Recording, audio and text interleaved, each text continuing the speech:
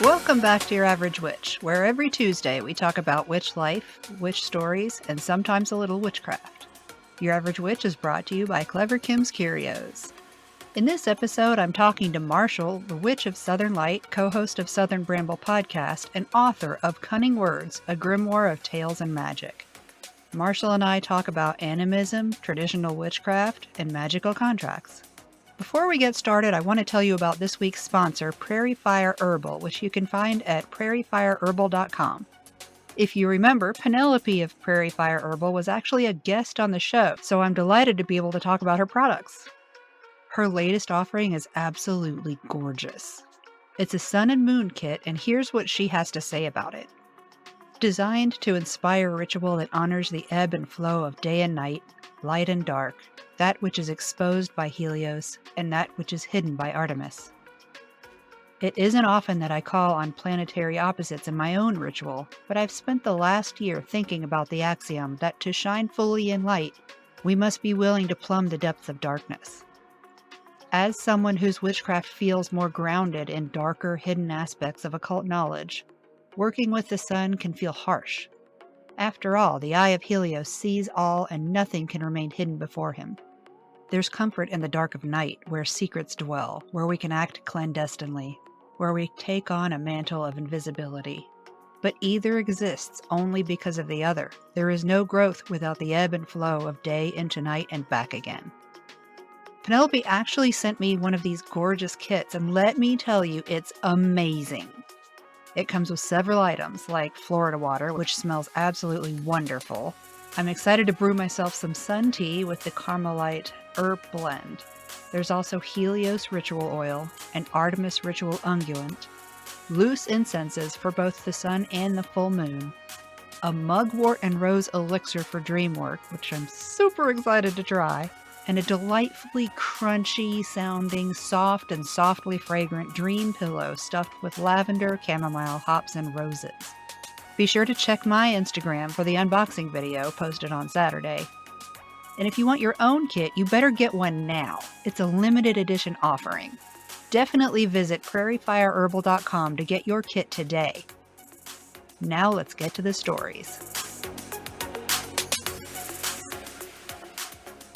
Hello, Marshall. Welcome to the show. Thank you for having me. I'm really happy to be here. Could you please introduce yourself and let everybody know who you are and what you do and where they can find you? Absolutely. I am Marshall. I go by the Witch of Southern Light.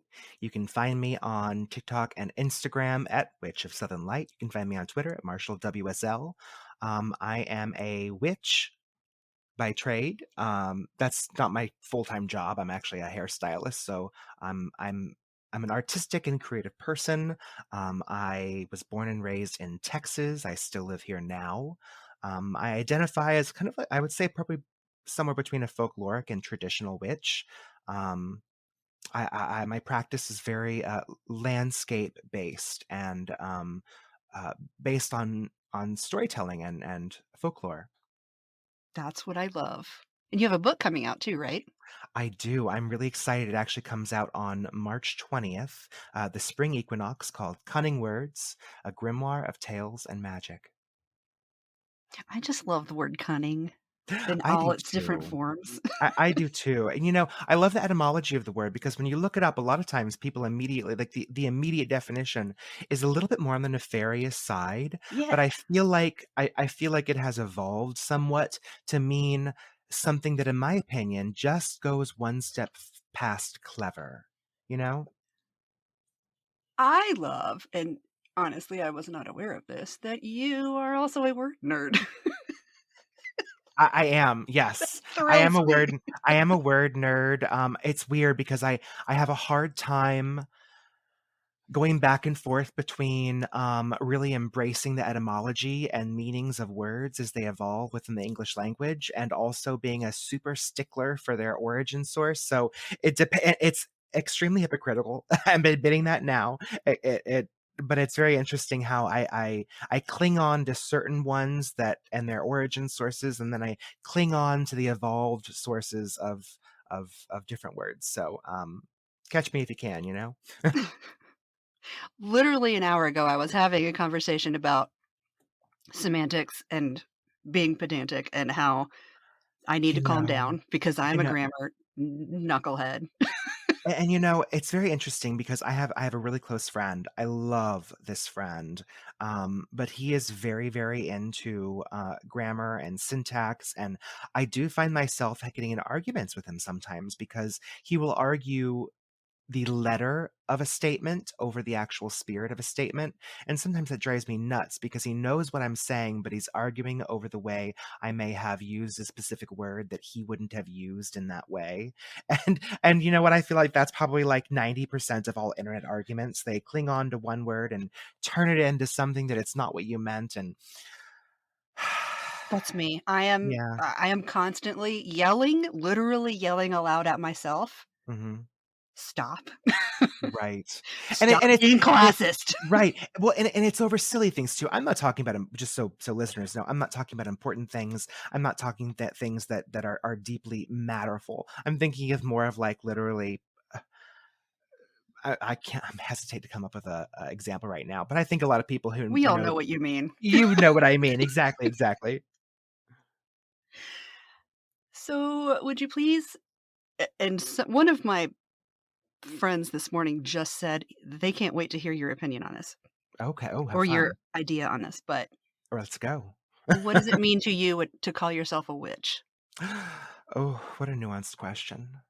It's a beautiful question, and I feel like that's something that the majority of us who identify as a witch will spend the majority of our time identifying as a witch, discovering. Um, I think that that is an identity that one takes on when they dive into the world of witchcraft before we realize the mantle we are carrying. And the more we practice, the more we accept the responsibility of that identity.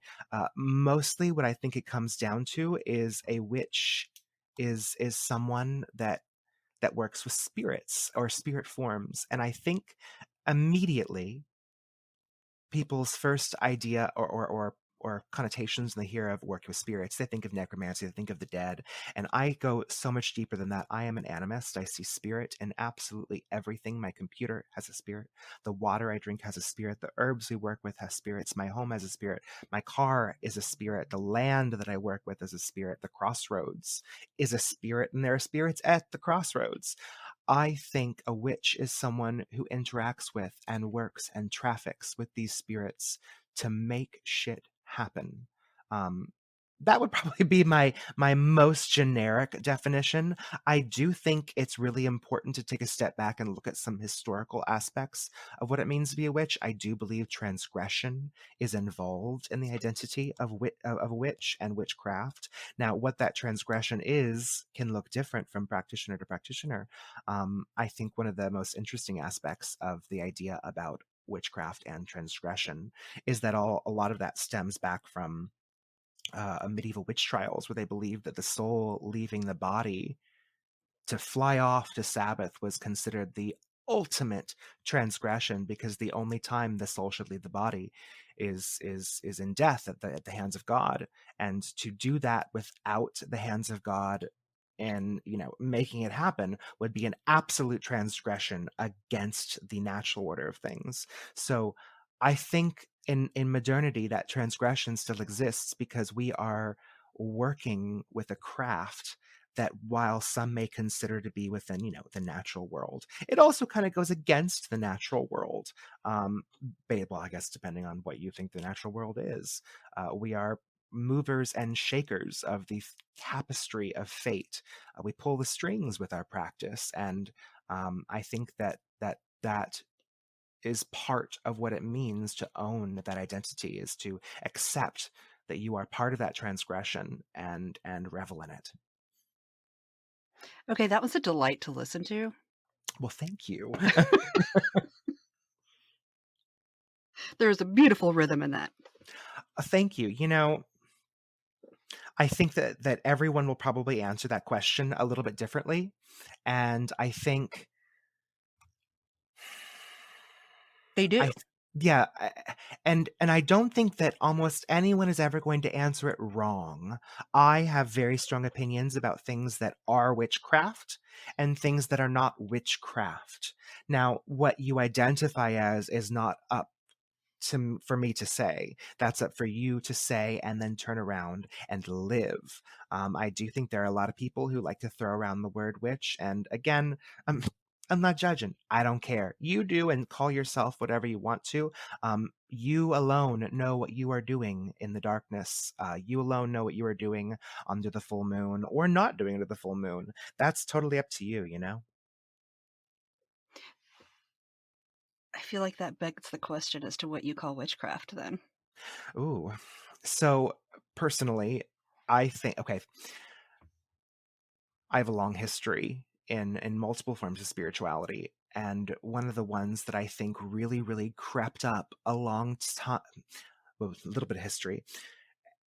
At the same time that Wicca itself through the it was really gaining momentum through the 70s, 80s, and then the boom that it was in the 90s, New Thought was also gaining traction around the same time, especially as you know, theosophy made its way into across to the west from the 1800s into the early 1900s, and then these ideas funnel down into what we call New Age that really crescendoed from the hippie movement of the 60s, and then kind of really worked its way up into the 70s and 80s. So we have this big boom of new thought and new spirituality and going against the grain of majoritively Christianity. Um, Around the same time, and unfortunately, I think that put New Age and witchcraft in the same room, but they do not belong to the same place, in my opinion. Um, New thought and the concept and ideas of westernized Eastern religion, I think, really removes a huge part of the cultural contexts that deserve to be observed to process these spiritualities correctly, in my opinion. Um, the idea of law of attraction and uh, just a lot of these new age ideas that really brought along I don't know, star seeds, law of attraction, um, every single person who seems to be a channel and then wants to turn around and sell, you know, 5 more books to Hay House. I feel like these things got squished with witchcraft, and I do not believe they are the same. I think witchcraft is literally a craft. It is a practice. It does involve tools. That doesn't mean it has to be super capitalistic. You don't have to spend a lot of money. But I think that without a craft itself, it is not a practice. It is a thought movement, and I do not think that thinking thoughts to make thoughts a reality is witchcraft. I think that's a different spiritual idea. It has its merits, it has its pros and cons, but it's not witchcraft. And I think a lot of people, as witchcraft boomed, really kind of took aspects of all of these spiritual ideas, and you know, we got a lot of uh, eclectic practices, which is a wonderful thing in a vacuum. Unfortunately, you get a lot of spiritual bypassing with some of these new age ideas. You get a lot of uh, elitism with these concepts and ideas, like, oh, I'm ascended to a 5D, I'm a Pleiadian, and I'm here to save humanity from itself. And I know this because I got a reading for $35 on Etsy. And I think it opens the door for a lot of scammers. And yeah, I think I rambled on, but at the same time, I think I answered that question. Yes, and it's gonna take me a minute to process. Okay, understood. And for people listening, if you identify with a lot of these ideas, if these are part of your spiritual concepts, I am not saying that they are not valid, because of course they are, if they are working for you and they are serving you. But I just have my own personal ideas and definitions about what makes up different categories of different types of spirituality, and that's okay. And the whole point of this particular podcast is to introduce people to new ways of thinking and new ideas and new things. Perspectives matter. Yes. I'm gonna delve back a little bit and see sort of where this stuff came from? Do you have any family history with witchcraft or any sort of magical practice in You your know, childhood? it's funny, I mentioned all that about Eastern practices because, um, my dad's side of my dad was born in the Philippines and raised in Singapore, and his parents lived a significant amount on the other side of the world. So, growing up at a very young age, I was exposed to different food sources, different, I was gonna di ask about the yeah, food. a lot of different food sources, and, unfortunately, I am a I'm gay, but I'm a cis white man, so I just want to put that out there so people understand a lot of the culture of these foods were removed as I was having them here, and I, as an adult, have gotten much more into looking into the culture of them, which is a beautiful thing. I love when you enjoy the food of somewhere from across the world and you take the time to look into the history of how it was made and its cultural significance. But I was exposed to a lot of these different ideas, and I was exposed to Buddhism at a very young age.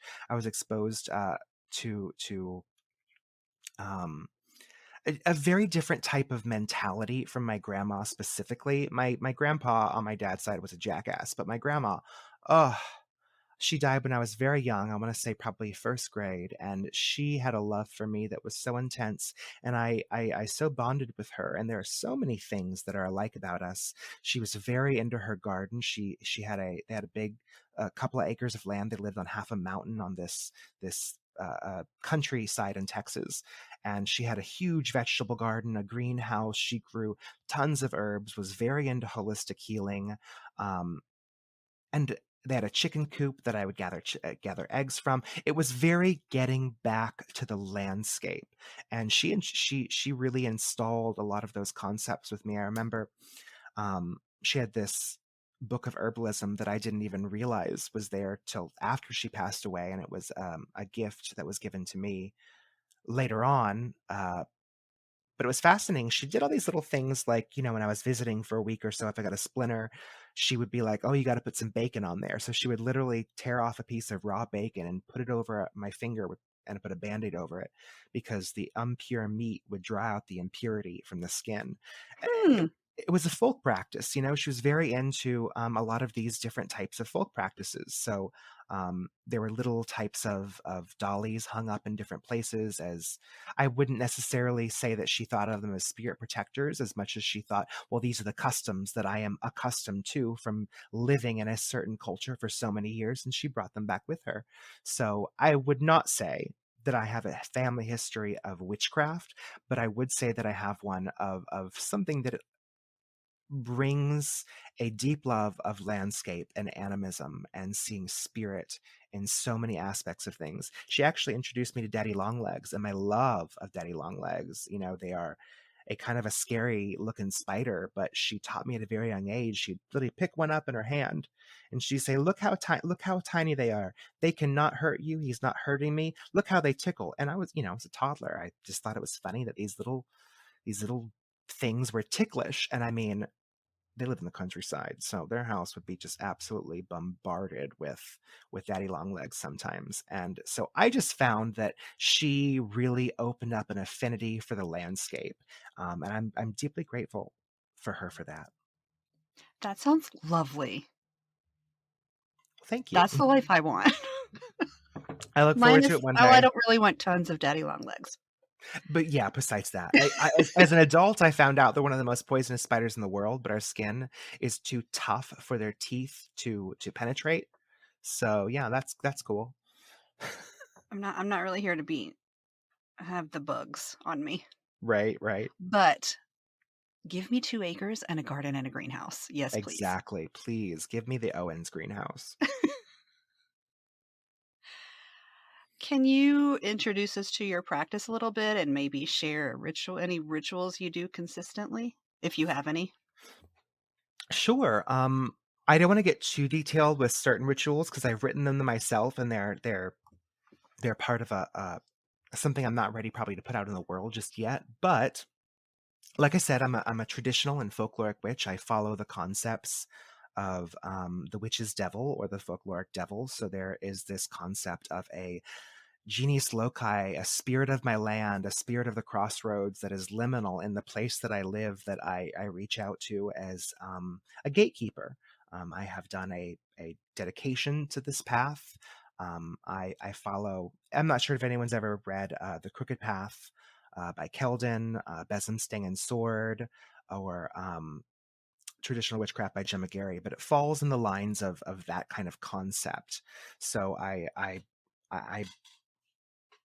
as I said, it's very landscape based and very animistic based. So I look at the folkloric devil and then not the counterpart, but the other side of that as I call the witch queen. So have you ever read by chance The Crooked Path by Keldon? No.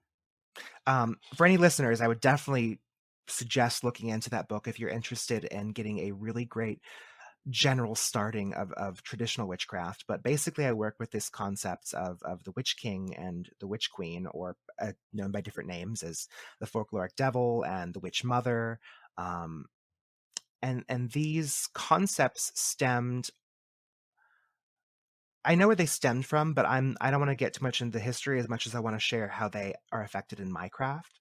Um, I see these two entities as representatives of the physical and the non-physical. The folkloric devil is the physical gatekeeper and an initiator, and then the witch queen or witch mother is the non-physical. She's the gnosis. She is the light between the horns, and together they are um, progenitors of everything that is in my craft. So that includes things I can touch and things I cannot touch. So it's weird talking about the witch mother or the witch queen in a way that is easy to explain because it is the most intangible. I see her very much as this weaver of the threads of the tapestry of fate that make up the universe, and she is that gnosis that comes to us when we are in trance, the inspirer of magic. And then the witch's devil represents more of that physical aspect, the things we can touch, the actual crossroads we can walk to. um, yeah, those are the two beings or spirits that I work with, and and and then it kind of breaks down into a spirit court where I also have the cross quarter ways, the east, south, west, and north representing the four elements, and then so on and so forth. So I kind of see these concepts as archetypal, and they each have their purpose behind them, and together they create a spirit court that I work with in my practice. That is neat. Oh, thank you. It's very interesting because I mention all this, and I actually mention this in my book too, because there's a whole section about invoking the Witch King and Queen. And I want people to understand we are going through a time period where we are really focusing on um, general inclusivity. And in the occult, there is a long history of gender essentialism or binary gender ideas. And one of the things that I really love about the concept of the witch king and queen are they are not just another version of the Wiccan lord and lady or a god and a goddess. This is my opinion, of course, because I don't think they represent gender as much as they represent like I said, concepts of physical and non-physical, and you can't have just one without the other, and then they represent the spectrum of everything in between. So there are multiple times where I will mention, say, the man in black or the folkloric devil, and I will use they them pronouns because it's really important to understand that they have no actual gender. And people who like to use gender within their practice, I think that is your practice. It's great. If you don't, then you don't have to. There is no reason to ever feel like to make magic work or to make your practice valid, you have to include it because you don't. And when it comes down to spirituality, spirit, I think, transcends gender, but I think we as humans like to put a lot of human attributes on the spiritual world to help ourselves process it. And I think that's going to be processed differently by different practitioners. That's actually one of the things that I was thinking about while you were talking is about the fact that I don't put I don't have masculine or feminine things in my practice. Right, yeah. And it's interesting because I don't personally see them as masculine or feminine, um, but I can see that because I might say he or she or king or queen, that they could be perceived as such. As I said, for me, they're archetypal figures. Um, I think if they wanna present themselves in different ways, I think they can present themselves as any gender or no gender at all. Uh, so yeah, I think that explains my opinion on that. How would you say witchcraft has changed your life? Ooh, you know, witchcraft is something that came to me at a very young age, and it was coming from a place where I felt very powerless. I was weird, I was different, I was queer before I knew that I was queer, and I didn't know how to process it. I was made fun of a lot. I didn't know how to find a place of empowerment until I found witchcraft, and it gave me a sense of control over my life a little bit more, or at least a sense of feeling like have a purpose that I can put myself into that brings me a lot of joy. I love witchcraft. I think the concept of the iconography of the witch is just beautiful. It's fascinating. It's terrifying. I love being a part of it. I've always been obsessed with witches and stories and movies and tales, and I think that taking that mantle, that identity, has made me feel much more empowered in my life. I That made my heart squeeze a little bit. I felt that so hard. Aw, well, thank you. I'm sure you understand and I live benefit that. that. Yeah, yeah. Yes, ow, my heart. Okay, we're adults. Right, right, I know, I know. What would you say is the biggest motivator in your practice? Again, I think it really comes down to my love for witchcraft, my love for creativity. Um, I used to draw more when I was younger. Uh, picked up my illustrations and artwork now that I'm older again, and it's really funny because I think for a long period of time, a lot of us, especially millennials, we have had an idea pushed on us since we were very young as times were changing and as I got to be an adult, it I felt like I was very conditioned to understand that if my hobby was costing me money or not making me money, it wasn't worth my time. And I think a lot of people identify with that, the idea that, well, I don't wanna spend time and money on something that's just gonna become a drain. But the thing is that thing would bring me joy. And so I gave up a lot of things that I think used to bring me joy. I used to love making jewelry, and I remember I started wearing some of my pieces, and people would be like, "Oh my gosh, you should sell that." Mhm. And I did for a little while, and it got very draining because all of a sudden I got orders for things that I just didn't really wanna make. And I took a step back from that. I did the same thing with wands for a while when I first kind of got into, the internet community, and when it comes down to it, I had to reorganize my brain to find joy in things that I enjoyed doing, where the joy itself was the benefit. And witchcraft is one of those things that I absolutely think brings me joy. I love making spells. I love making art. I love drawing sigils, and I love working with my garden. I loved writing my book. I loved creating the stories that are in there. Um, so when it comes down to it, what motivates me is my actual love for the craft itself.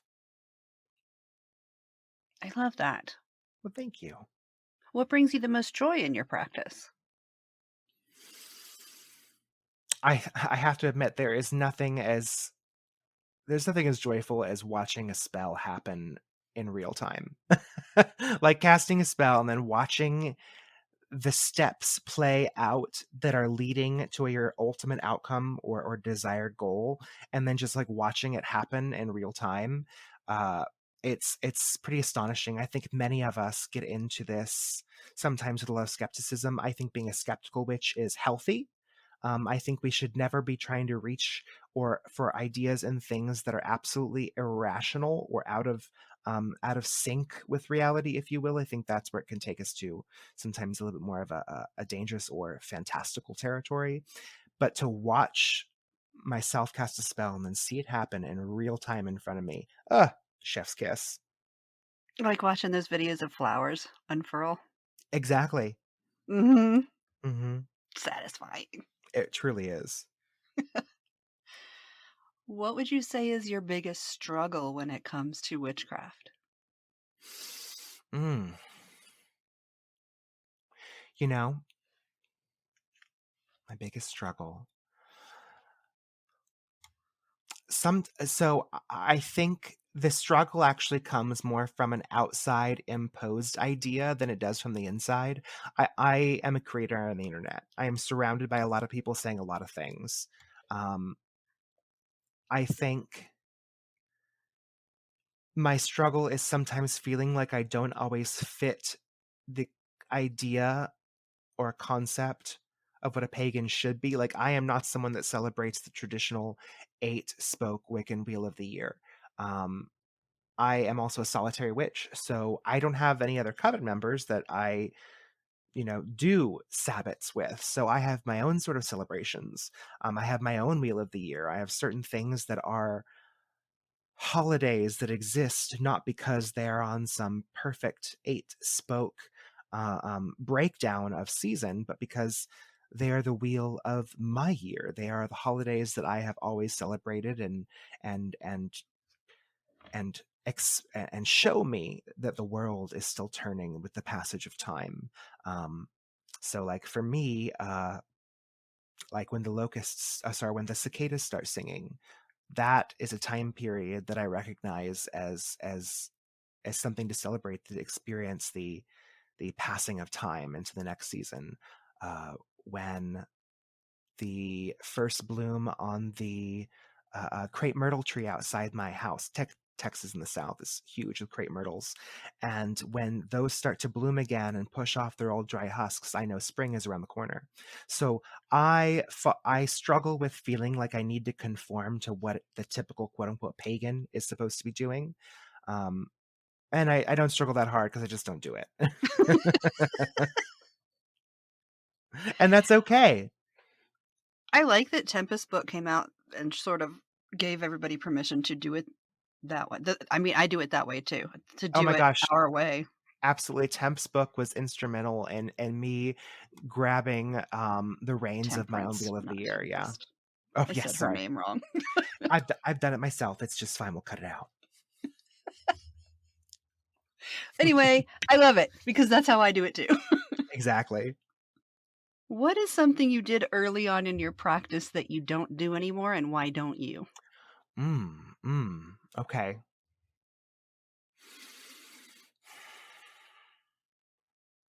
I think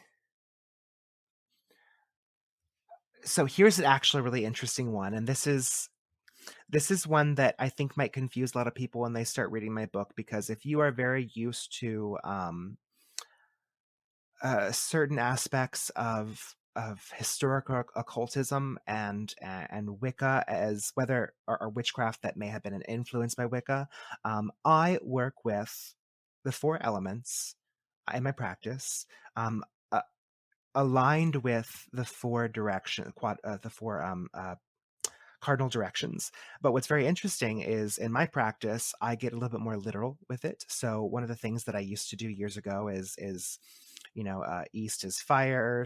No, sorry, east is air, south is fire, west is water, north is earth, and that actually comes from some older occultism that was part of, I believe, Golden Dawn and certain orders, and it influenced Wicca into these very specific cardinal directions with their aligned elements. But I work with traditional witchcraft, which follows a slightly more physical cardinal direction association. So for me, the east is now fire because it's associated with the rising sun.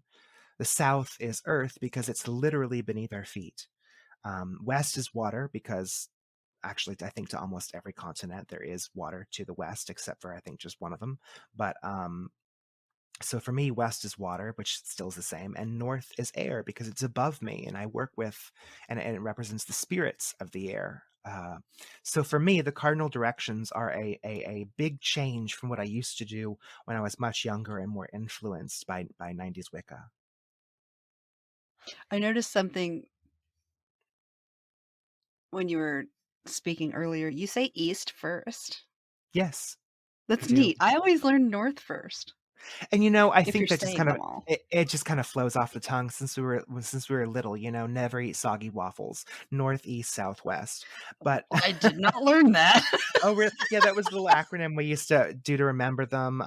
You used to see all those little Yeah. acronyms to remember like the states and the planets and the directions. But I do east, south, west, north because that is the direction I start with. It starts with the rising sun. It starts with defense. It starts with the power of solar beginnings, and then it moves from fire down to earth, and then earth to water, and then water to the air. Um, that's I think that's my practice and how I've associated with um, under my court system. Yeah. This is hurting my brain. Now I'm going to have to rearrange everything in my life and and my and beliefs. and a lot of people will not identify with that, and that's totally okay, especially if you've built an entire practice around a more Wiccan based elemental lineup, and you can change it to that. You can change it to mine.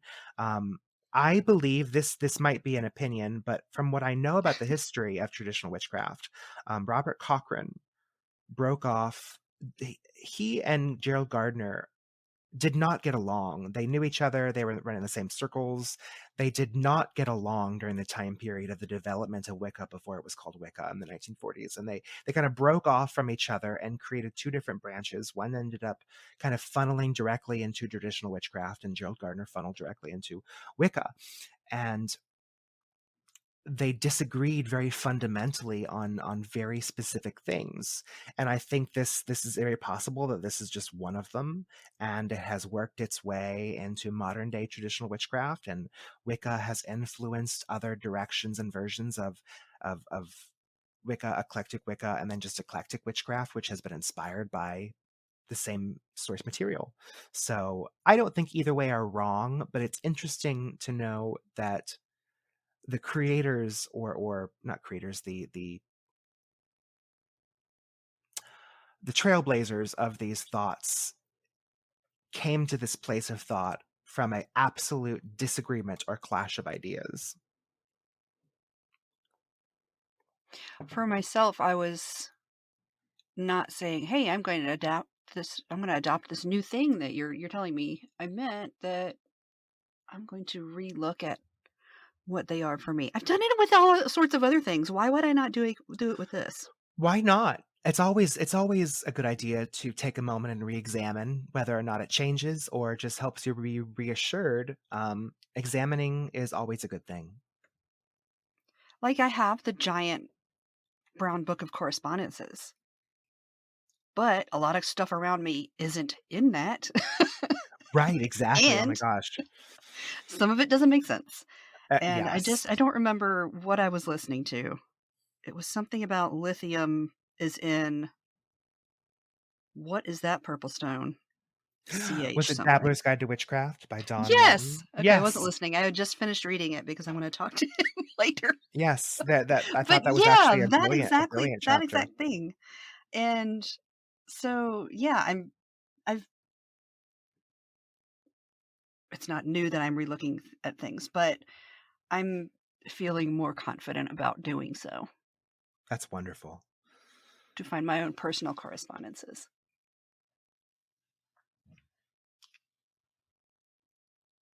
Do you have a favorite tool in your practice? And it does not have to be a physical object. Ooh. Um, yes, and it is a physical object, so that's okay. Um, I really like my beads. I have created a set of witches' beads that are used for chanting, incantations, and connecting with my spirit court. I think that's one of my favorite tools that I've made outside of my stang. The stang was a really fun one, but I use the beads more. And Kind there of will be a whole rosary-esque. yes, very rosary-esque. I have a whole chapter in my book that will cover using and chanting with your own set of beads, as well as how to make your own set if you should choose to get a little crafty with it. I'm interested in that. Oh, yes. I like that because I like touching things Mhm. sometimes. Oh, okay, yay, yay, yay. Okay, yay. The staying was really fascinating because, uh, I love my staying, but again, I don't use it quite as much because I live in the city. I'm not taking it out into the woods with me a whole lot, but I made it. I found it. It's privet wood. It was cut down, I think, from just one of my neighbors who happened to be pruning, and I saw it. It just was the perfect shape. This long staff with a forked end, and it's really cool because I want to say 2/3 of the bottom third has this slight delineation or bend that reminds me of the shape of goat legs, the way that they Oh, kind I of was slightly wondering if bend you were gonna backwards. say that. Yes, it literally That's looks like the cool. type of the way that a gazelle or deer's or a goat's legs would bend backwards. And if I could That's fly on cool. it, it'd be the perfect seat. Well, you can fly on it. Well, we don't talk about that. Okay. This question I think is gonna be interesting to ask you. Mhm. So, how has environment shaped your practice, and how do you think your practice would be different if you lived, say, here in the desert or in New England? Oh, wow, yeah.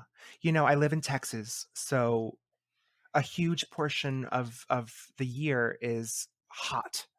Um, my garden has a very specific lifespan that I've had to understand and get to know. So I have to focus on when things need to be harvested, what plants grow here, what plants don't grow here. A lot of books that initially came out would basically all be herbs and plant sources that usually are native to England, specifically England, not even Europe, but England. So for me in Texas, trying to grow mandrake and belladonna is just absolutely bonkers. It's just not happening very well. And so I have learned there are a lot of things that are recommended in a lot of these books that come from English sources, and English is in British sources. I'm not going to have access to not a lot of these, but some of these that just don't grow here. So I have been really interested in figuring out and foraging within no more than a 15-minute radius from my home. There's a couple of wonderful trails. A huge portion of the things that I work with could be considered weeds. Uh, and then everything else I try to grow. There are only a few things that I feel I need to purchase from certain places, and I try to do so at my local metaphysical store because they have a lot of great herbs. But I've gotten very, very much into working with certain plants that are just more local. So I love working with datura. I love working with, I think dandelions are just about everywhere, but I love working with dandelions. I love They're working not with here. Oh, well, never Not in mind, my see? yard. There we go. I love working with, shepherd's purse for healing. I love working with, um there's a Do couple you other have things. mesquite near you? We might, but I have not worked with it, actually. I use oak as a wood a lot. Oak, willow, and sometimes sycamore. The bark from sycamore is great because it peels off and you could burn it and you can Yes. write things on it. I like to hug sycamores. Man, I miss trees so much. Yeah. Now, if I were in the desert, it'd be very interesting. I have a section in my book that goes into the magic of dirt and soil. And I think if I were in a place that was less vegetative and more sandy, soily, rocky, I would be focusing a lot more on the power sources of the location of those rocks, the location of those dirts. If I needed to work money magic, I might collect dirt or sand or whatever is whatever the sediment is, from a bank. If I wanted to do healing magic, I might collect it from a hospital.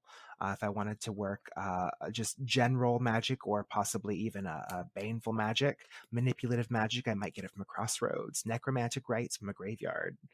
Um, Getting involved with the land down to its literal dirt is something that we as witches all have access to. But sometimes when we have more vegetative opportunities, we lean towards those first. If those aren't an option, then I'm going to get right down into the dirt. Holy crap. That just made me have so many ideas. But also, come Good. visit me. Come to the gem show. Come visit Tucson. To Come Arizona. experience the desert. Oh, Arizona. I do want to visit Arizona sometime. Tucson. Go to a couple other places that I know my family has visited and told me about. Yes. Come meet my saguaro and touch her and tell her hello. How do you pull yourself out of a magical slump? I think that's a really interesting question, and I do get asked that sometimes. And I think I feel like the answer is a little twofold. One, I have written a a prayer. I use the word prayer loosely, but I have written a prayer that I say every single day. I try to light incense with it as an offering, but if I am just not in the headspace to, then um, I will say this offering a prayer instead of just lighting the incense when saying the word offering in the prayer. But I make sure that I do it every day. No matter what I do, I can say that anywhere, no matter what, at least every day. So it's this connection that I am maintaining, an offering of reverence and veneration and honoring and staying in touch with my spirit court every single day. If I do nothing all month long except for that, I still have a maintained connection. I am not someone that is slinging spells on a regular basis because I am always a mundane before magic person or a mundane with magic, but I never just count. I'm not someone that's just, I'm not a service magician, so I'm not doing a lot of work for other people. I lean on magic when I feel like it's necessary. So again, I'm not someone that's slinging spells all the time. But when it comes to a slump, it's hard for I wanna be really honest, it's hard for me to identify with the idea because made a commitment to say this one thing no matter what I do for reverence every day. So it's hard for me to identify with the concept of a slump because I do that. If I wasn't doing that, I would think, "Oh my god, my whole practice feels like it's a slump," because I wouldn't be doing anything at all. And I think sometimes when you feel like you're in a slump, people think, "I've gotta do something, I've gotta do something," and you don't have to do anything except for take a step back and remember when you own the identity of a witch, you're staying connected with the spirits you're working with at all times. What's the first thing you could do to reestablish a connection with them? And it might be just to say, hey, I want you to know I haven't forgotten you. Let me light this candle. I'm going to light this incense and just send out a thanks. And whether that be like a universal thanks or a thanks to the spirits of your home, um, go to a crossroads and maybe sprinkle uh, an offering of some kind, maybe some water or some wine, or offering a bit of your hair to kind of recommit to the powers that be at the crossroads. Sometimes it feels like you've gone so long, you have to do something big, and I say, start small, light some incense, thank your home for the shelter it gives you over your head, and then branch off from there. That just made me have a random question. Sure, go for it. What are your thoughts on using things like hair and toenails and saliva and Love whatever it. else? Love it. Visceral. I'm a big contract person. So a lot of times I can see myself working with spirits where the idea is I give a little bit of you and you give a little bit of you back. Sorry, I give it a little bit of me and you give me a little bit of you. So when a spirit is working for something for me, a lot of times it comes down to type of spirit contract. I think I wrote about this on my blog recently about spirit contracts and the understanding that many of us are, say, imagine you have a spell candle. You got some herbs on there, you got some incense going, and a lot of us are so stuck in this the rigidity of I've got to have, my four elements, I've got to have my statue, I've got to have my drawing a circle, I got to have all these things. And because I'm an animist, because I work with the idea of venerating and working with spirits, I see my spellcraft slightly more in a contractual manner. So I'm lighting incense as an offering to the spirits, as a enticement, like, "Oh, this smells good. This is an offering to you. This is for your reverence. As a thank you for doing this for me." And I'm working with the spirits that are in the herbs coating my candle. I'm working with the element of fire to make it burn. I'm calling in spirits to aid me in this, and I do a regular offering with them once a month of giving a piece of myself. And in turn, they give back to me when I call them. So I don't necessarily see a lot of these ceremonial things as steps in casting a spell or doing a ritual. I see them as contractually bartering. So there are many times where I am out foraging and I will take down the bun on my head and I'll pull a little bit of loose hair out. And when I take a few dandelions, I'll leave a strand or two of hair. If I want to make an offering, I might. There are certain things that I do that involve using a sterile diabetic finger stick and offering of blood to the Oh spirits. no, that hurts. Oh, I I mean, hate those things so much. I'm sorry. that's okay. I was in phlebotomy class at one point, and Oh yeah, I hate those things very much. So I'm sorry I interrupted you that's to tell you okay. about my And trauma. I don't have to do it very often. I don't want to get too detailed, but I think depending on what you're offering, I think that's a very fair contract, especially if you're Oh, I asking agree. or working, doing a working that involves spirits doing something that is on a larger scale for you. And I think if you are making regular offerings without, not necessarily blood, but just making regular offerings of reverence and keeping that working relationship open, when you turn around and ask for something, it's a given. You give a little bit every day with I give a little bit every day with my incense and my prayer and my once a month offerings that I do for my spirit court. And when I turn around and ask for help, it's given because I have already put down. I hate to say it's contractual all the time, but and sounds like a down payment, but I have given the down payment for what I'm asking for in return. So using spit, I think, oh my gosh, I think a witch's spit is so powerful. I think you can spit in and on things to give them a sense of activation. I think spitting on sigils is a great way to activate them and then pop them in your pocket and carry them with you. I think casting a curse on someone visually by spitting in their Oh, direction and saying a few choice words. I think going to a crossroads and spitting at the four directions and calling forth spirits to come forth. You're giving him a little bit of yourself. Please come and help me and bring me aid. I absolutely am a big believer in trading a piece of you for a piece of the spirit. I use breath a lot. I don't know if that Oh, for me love it it. counts, It but does. I that's what I use use. I call it the three breaths of life. Three is a magical number, so I do three Mhm. breaths, and breath carries with it all the elements. It carries heat for fire, it carries wetness for water, it carries literally breath, air, and the carbon from your body is earth. So it carries all the elements. It is literally life giving. Oh, I'm look what a fun conversation this is. Oh yes, I love it. Is there anything you wish was discussed more in the witch community, or do you think we talk enough? Oh, absolutely. I think there are so many things I wish was more discussed. I am angry that Twitter and TikTok have the opportunity to share a lot of wonderful, nuanced information, but people outrage farm on these communities within these communities so much by doing very much what we were talking about earlier with picking apart syntax and individual definitions of a word versus actually discussing the meanings of the statements we say. I find these absolutely ridiculous witch talk wars to be pedantic and dumb and such a waste of time.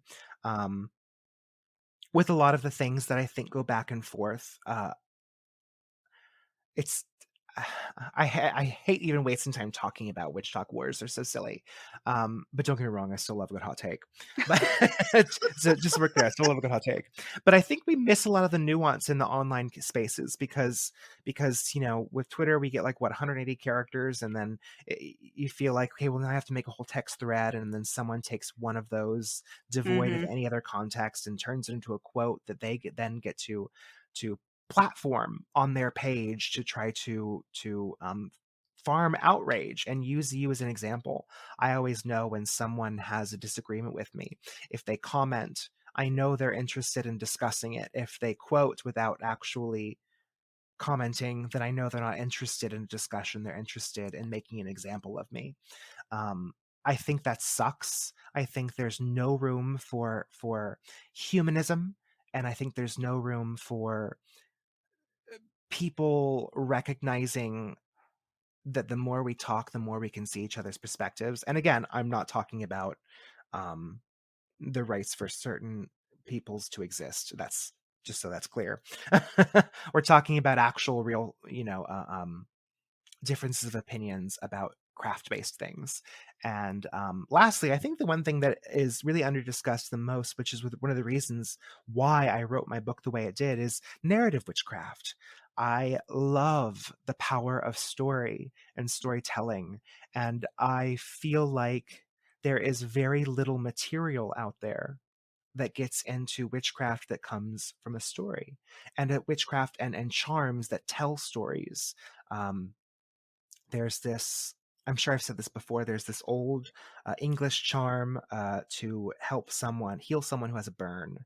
And of course, it was from local cunning folk at the time, so a lot of them were Christian based, and it was something like three angels came from the east. One brought fire, two brought frost. Out fire, in frost, in the name of the Father, Son, and Holy Ghost. Amen, amen, amen. And this little tiny charm tells a story about literally three celestial beings coming with power, one with fire, two with frost. The tale gives you a ratio of one fire for two frost. That frost is obviously going to overpower the fire, the same way that these celestial deities and power would overpower the fire on your skin.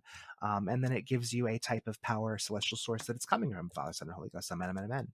And I think that's such an amazing, tiny little story in the form of a charm. I wish there was more of that in modernity. I wish I saw more of these bits of historiola that inspire this type of magic. So a huge portion of my book is all narrative magic. It's spells and rites pulled directly from stories that I have written.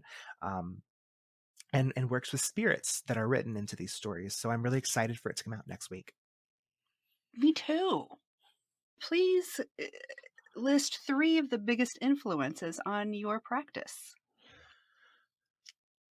I think the three biggest influences on my current practice, I would say, are definitely Gemma Gary, probably Keldon. These are all authors, of course. Are you thinking authors or something else? Whatever. It doesn't even have to be people. Okay, so I would, if that's the case, I would take a step back and I would probably say Gemma Gary, mostly because all of her books and Troy books has been a massive influence on my practice. I would say Texas because that is the land that I work with on a regular basis.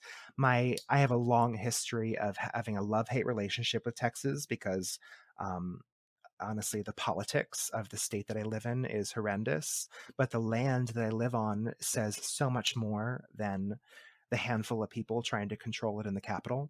So, like I said, it's been cyclical falling back in love with my state and my home. And then third and lastly, I would have to say, hmm, I know it sounds kind of like a cop out, but a lot of the community, getting involved in the online witch community was something I never had when I got into it when I was very young.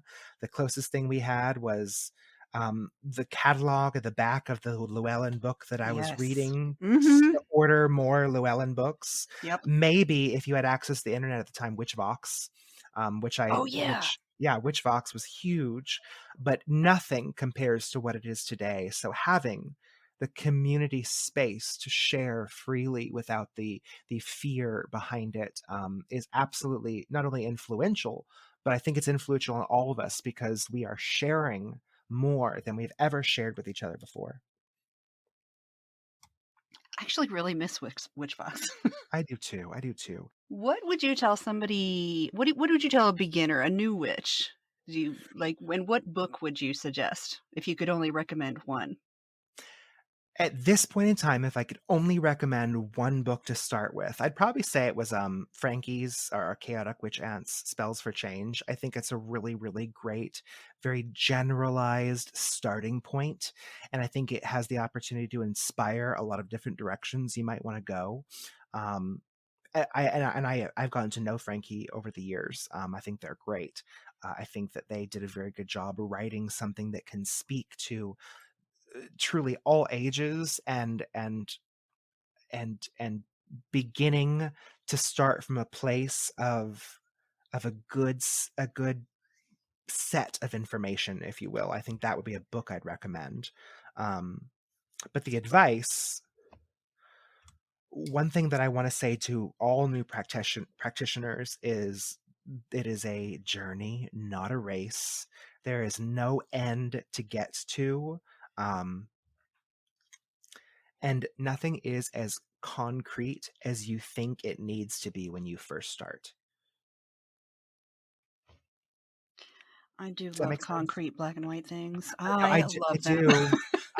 And as humans, we all do. We like categories, we like titles, we like labels. We like being able to neatly Lists. understand lists, neatly understand things. And witchcraft is just one of those things that as much as you try to categorize it, You ain't um, getting that. you're not getting that, and that's okay. And the longer you do it, the more you understand that. Who do you think would be fun to hear answer these questions? Or interesting? But I like fun. Like, someone you could actually go and interview or Yes. okay. Um, I would actually love to hear these these questions, answered by Austin. I think he's going to say some things gonna make some people balk, and I can't wait to hear it. Yeah. Yeah. Uh Yeah, I would say that, and I have a fondness for Jason Miller. I think his writing and the contribution that he has made to the witchcraft community with his information in his classes is so monumental. He is someone that doesn't just study a type of practice and then write about it. He immerses himself in it. He didn't just learn about Tibetan Tantra. He went to Tibet and lived there and experienced it. He didn't just learn about Hecate. He immersed himself into a lifestyle and built something with it. I think a lot of his expertise comes from absolute real life immersive experience, and I have seen so many publications where you have a single author and they seem to just sort of hop from subject matter to subject matter to subject matter. And in my opinion, I think they are more likely to remove cultural context from what they're writing about to just get the information out there. And I would prefer to have someone who has the lived experience. So I think I got off track, but I'd say Jason Miller was what I meant to say, and Austin. I'm kind of afraid to Of approach who? Jason Miller. Oh, yeah, I want him to come on my podcast too, but I'm like, I feel like I need to be bigger for him to, we'll see. Whatever, I'm gonna ask. I'm I'll gonna just ask do it. one All they're day, gonna say is yes or no. right? Whatever. So I'm gonna Whatever, do it. do it. Is there anything else that you wanted to talk about that I didn't ask? Or did you have any questions for me? Let's see. Yes, I am really, really excited for my book coming out. That's probably the one thing that has been on my mind for the past, not the one thing that's on my past year, but leading up to this past year has been all encompassing. Slowly coming together and writing this and putting these tales together. It's a really fun book. It's um, it's broken into three parts. Part one is Cunning Tales, which will teach and expose the reader to spirits that are teaching them magic within these stories. And then part two is Cunning Rhymes, so they are poems or uh, recipes in poetic form, Oh. teaching you how to work certain bits of magic or mix certain magical ingredients and whatnot. And then lastly is the Cunning Compendium, part three, and that is a collection of grimoires, spells, rites extrapolated from these stories and expanded upon. So say there's a story in the first part called Our Mother in Red, and in the back there will be the Red Book, and within the Red Book is all the magic that the Mother in Red has either done within the stories or would do based off of the spirit that she is. So that's just one example of what you might find in that book. And I'm really excited for it to come out. I think that there's nothing exactly like it on the market today that I know of. I have seen more books come out recently that are tapping into the magic and folklore of storytelling, and I am really excited about that. And you can get different versions, right? Yes, I'm making several different versions, mostly because a lot of the art that I have originally created is in color, and I'm self-publishing through Amazon, and I want to make sure that it is absolutely economical for everyone. And unfortunately, for to do the color paper in a book of this size, I could not have the book be cheaper than $28 and still make any profit. So I did a miniature black and white version that has removed some of the excessive illustrations while leaving a lot of the necessary ones behind. That'll be a much more economical price. So there'll be ebook, there'll be a black and white limited art book, there'll be a standard paper color paperback, and then a special hardcover edition. And I think that's really fun. I think it'll be really interesting, say 10, 20, 30 years from now, when all of these different versions of the same book are kind of littered throughout the world, and they might show up in different places, and maybe there'll be collector's editions, who knows. I know my friends who like books and are really into books. I know what they're gonna want. And you know what, I have had some people who like, I want the black and white version so I can carry with me to read and fit in my purse, but I also want a hardcover edition because I really want the shiny hardcover. And to touch things, I just like touching stuff. I do too. I have the hardcover here next to me and I just like holding it. Oh, yay. So at the end, I have 2 things that you might consider a demand, or it could be Okay, a question. okay, Please recommend something to the listeners. Anything, it doesn't have to be witch related at all. Just okay. something that you're into right now. Mhm. I really, really want to recommend to our listeners that you look into like if you're a film buff like me, I love movies. Start looking into foreign films. I promise you, when you look outside American or English speaking movies, you will start seeing some of the most monumental, breathtaking, stop you in your tracks films, especially if you love things within the occult or witchy variety.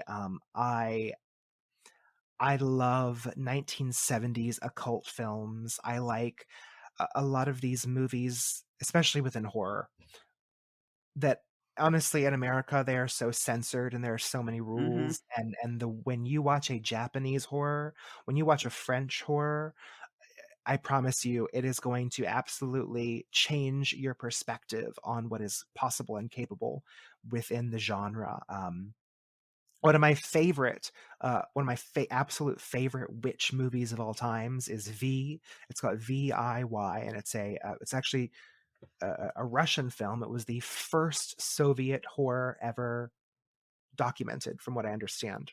And it was a really, really cool story that was inspired by an old folk tale in Russia. And uh, It's actually been dubbed, so you can watch it in English if you want, but the first time I ever saw it, it was in Russian, and I just remember watching this old folk tale and being like, "There is nothing in America like this is so cool." I can't do horror because I have enough anxiety in my life, but I Hey. watched the, Japanese version of The Ring. Yeah. That was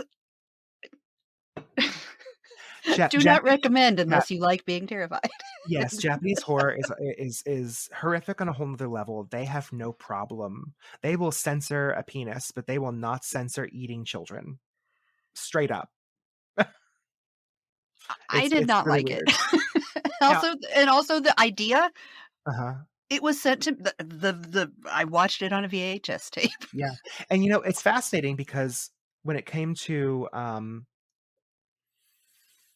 the original, I watched The Ring when it came out here in the US in theaters like I everyone have else not. did.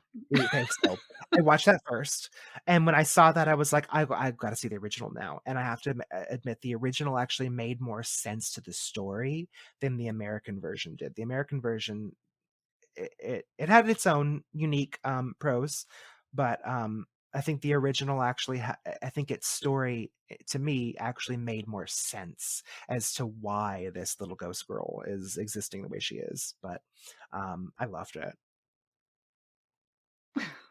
If you like horror. Lastly, Mhm. can you please tell me a story that you love to tell? Something that you would tell around a campfire or at a family reunion in the backyard. I would like it to be something that happened to you. It doesn't have to be, but just tell me a story, please. Hmm. Like,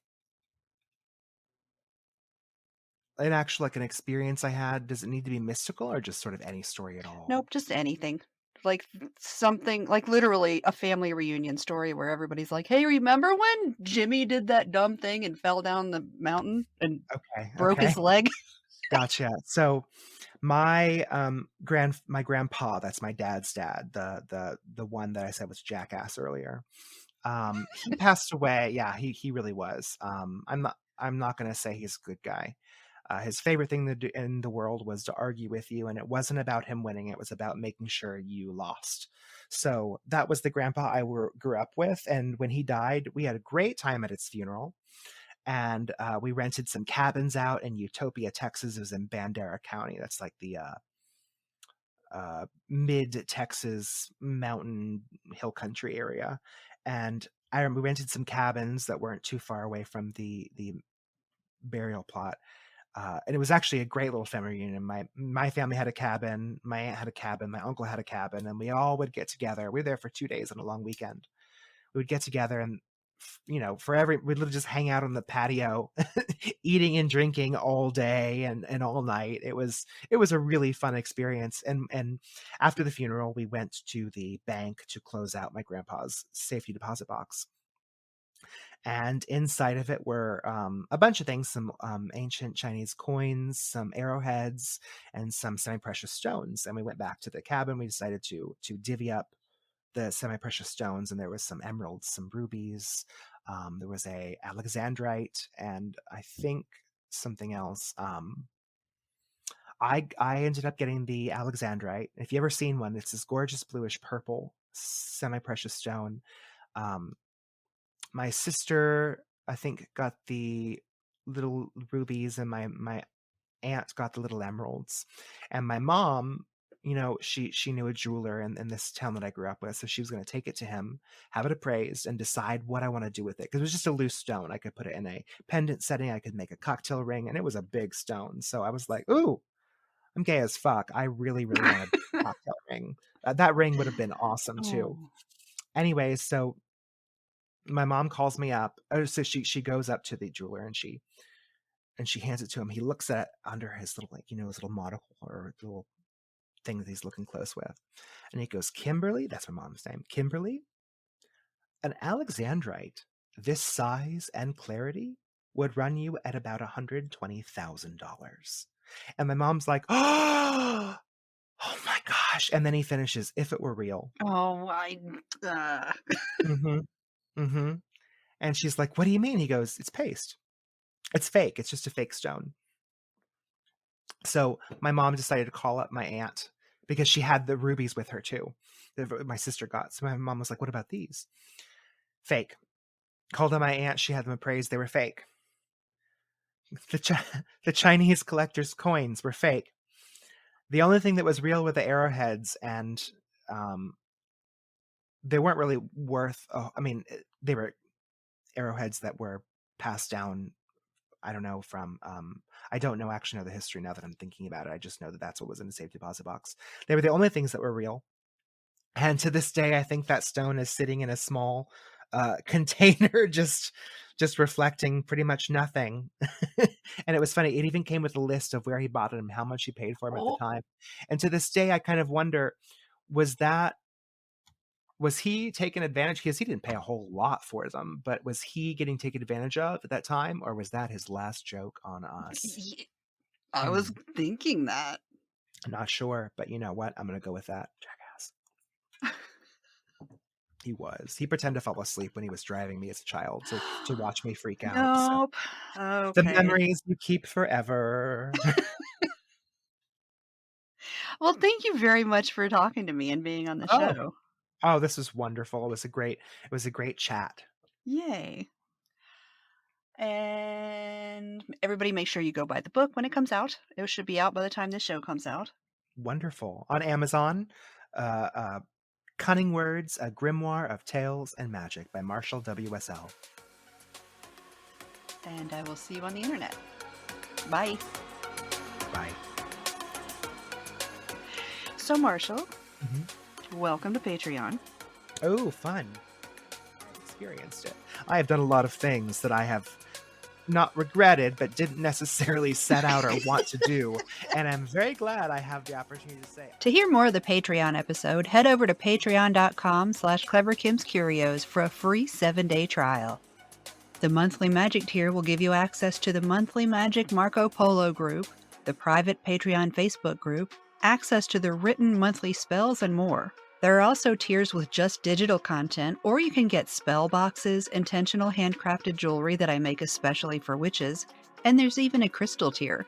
Check it out at patreon.com/cleverkimscurios.